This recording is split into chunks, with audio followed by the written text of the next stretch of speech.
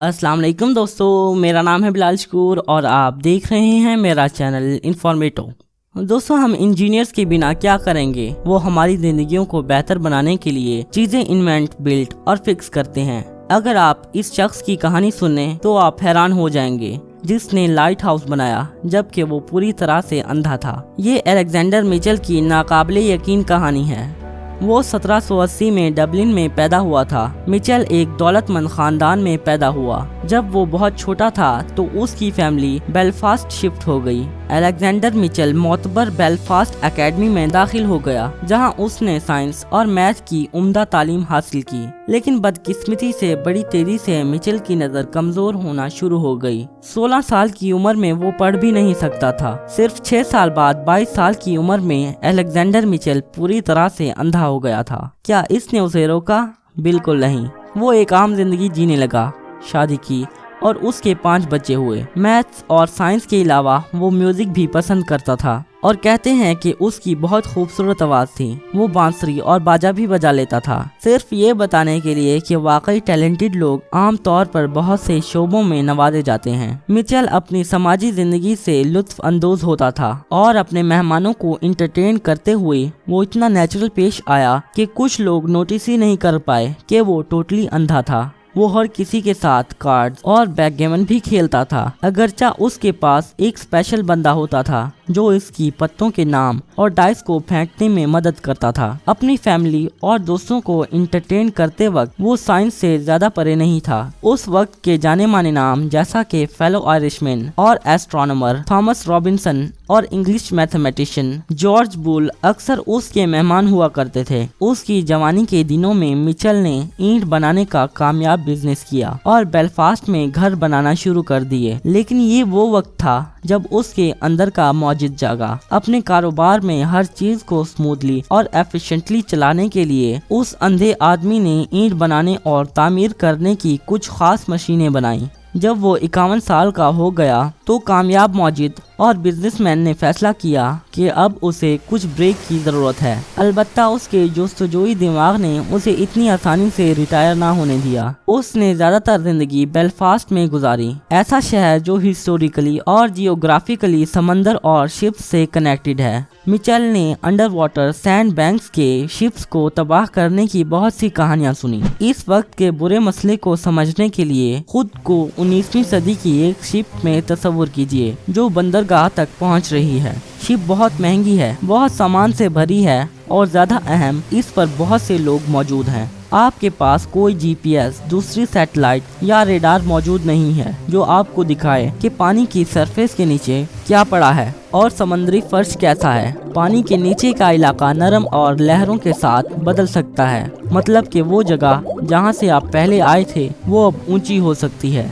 आप तकरीबन बंदरगाह के करीब थे जब आपने अचानक एक ऊंची आवाज सुनी। आप और दूसरे लोग शिप के अचानक रुकने की वजह से नीचे गिर गए हैं। शिप सी बेड से टकरा गई और ये शायद खराब हो गई है। शिप के अंदर सुराख हो सकता है और आप दूसरे क्रू मेंबर्स के साथ और कीमती सामान जो आप उठाए हुए हैं किसी भी लम्हे डूब सकते हैं। अलेक्जेंडर मिचेल के वक्त में इस तरह की चीजें हो सकती हैं। हर कोई जानता था कि इसी मसले की वजह से रेतीले साहिल शिपिंग के लिए खतरनाक हो सकते हैं। समंदर के फर्श की शेप आसानी और बहुत तेजी से तब्दील हो सकती है, मतलब कि ये हत्ता के एक एक्सपीरियंस सेलर के लिए भी नीचे मौजूद किसी पहाड़ से टकराना मुमकिन होगा और ये 100% मुमकिन है कि महफूज गुजरने के लिए एक कामिल समुद्री फर्श मौजूद था। ऐसी चीजें आम तौर पर समंदर के मुंह में या पोर्ट्स पर पाई जा सकती हैं। इनका बेलफास्ट पर होना मुमकिन था।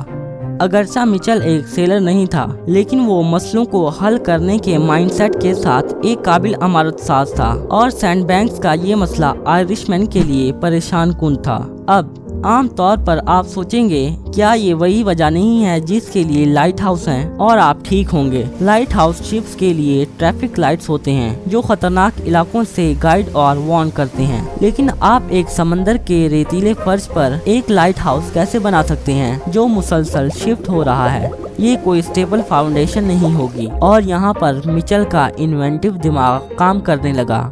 ईंट बनाने के बिजनेस से रिटायर होने के बाद इस अंधे आदमी ने एक नए चैलेंज से निपटना था, क्योंकि समंदर के फर्श के साथ कुछ करना नामुमकिन है और किनारे पर लाइट हाउस बनाना इस सिचुएशन में कुछ अच्छा नहीं कर सकता। तो मिचेल ने समंदर के नरम फर्श में एंकर लगाने का होशियार तरीका सोचा। इसको परफेक्ट सॉल्यूशन ढूंढने में 1 साल लग गया, लेकिन 1833 में उसे लाइट हाउस लगाने का सर्टिफिकेट मिल गया। यही आयरिशमैन के बैनुल अक़वामी शोहरत की वजह बनेगी और इसका नाम इस दिन तक दुनिया के अजीम इंजीनियर्स में शामिल हो जाएगा।